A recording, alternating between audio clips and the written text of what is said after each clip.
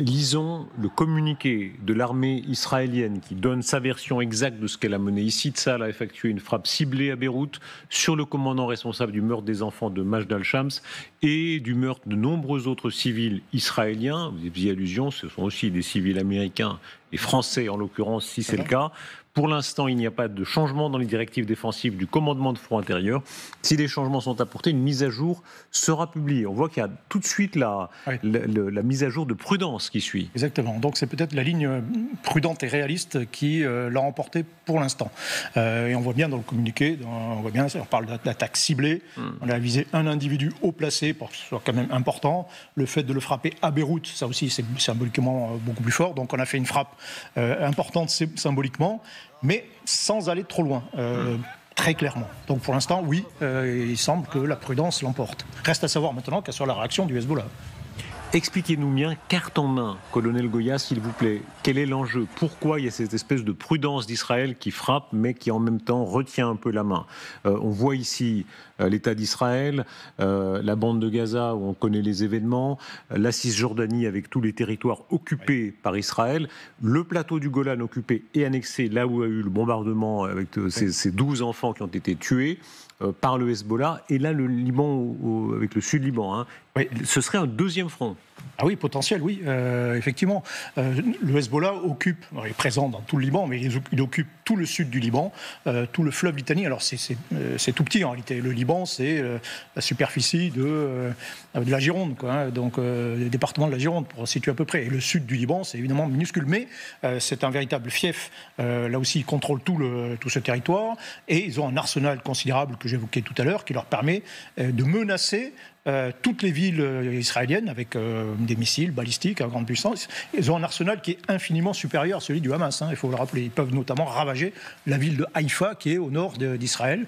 Et par ailleurs, ils ont dans ce sud du Liban peut-être plusieurs dizaines de milliers de combattants. La force Radwan, c'est la force spéciale. Donc ça veut dire très concrètement, ce sont les seuls actuellement qui sont encore capables de faire une attaque du type du 7 octobre 2023.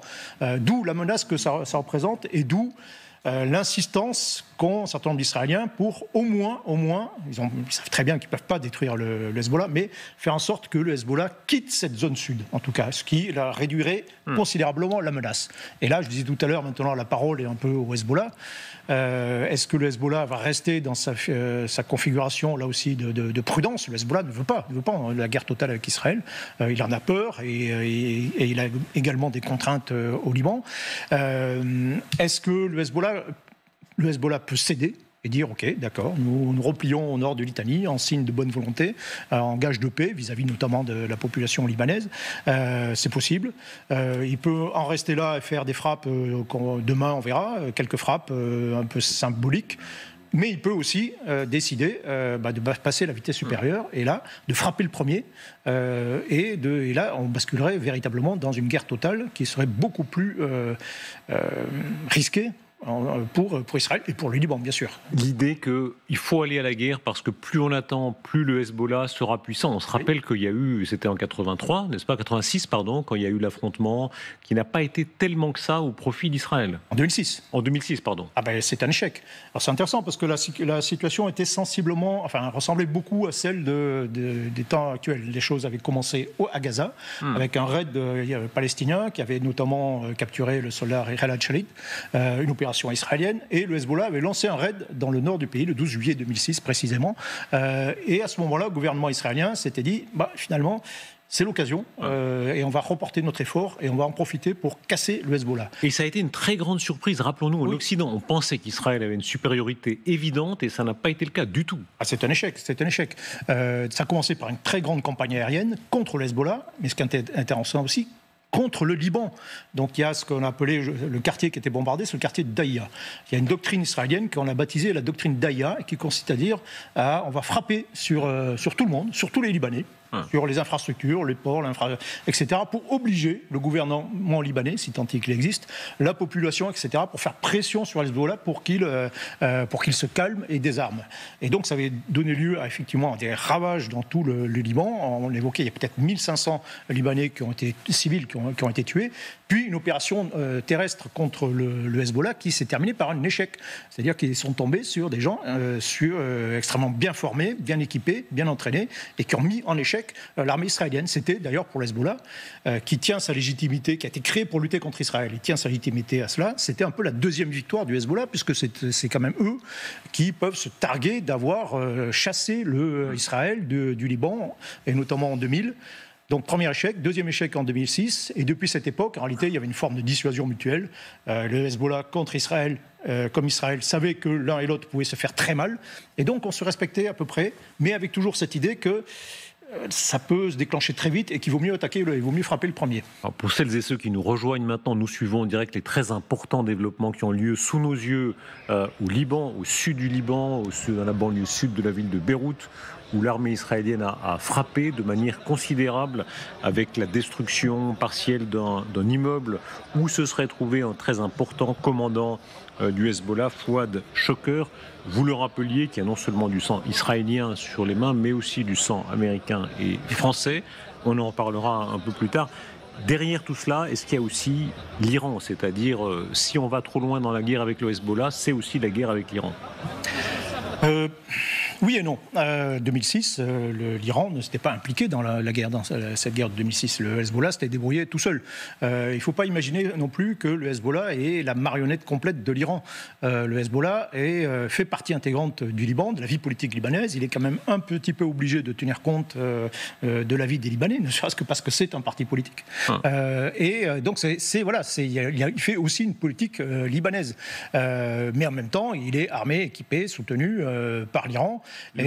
Par lui, l'ayatollah Khamenei, ça reste l'homme puissant, un des puissants de la région. Mais de la même façon qu'on sent l'Iran, qui n'est pas non plus très ardent à se lancer malgré tout dans une guerre totale avec Israël, ne serait-ce que d'ailleurs que pour des raisons pratiques et tactiques de priorité accordée au programme nucléaire. Les autres organisations, ce qu'on appelle le cercle de feu ou l'axe de la résistance, c'est-à-dire tous les autres groupes armés proches de l'Iran et dont le Hezbollah est bien sûr le joyau de la couronne, c'est de très loin le membre le plus important.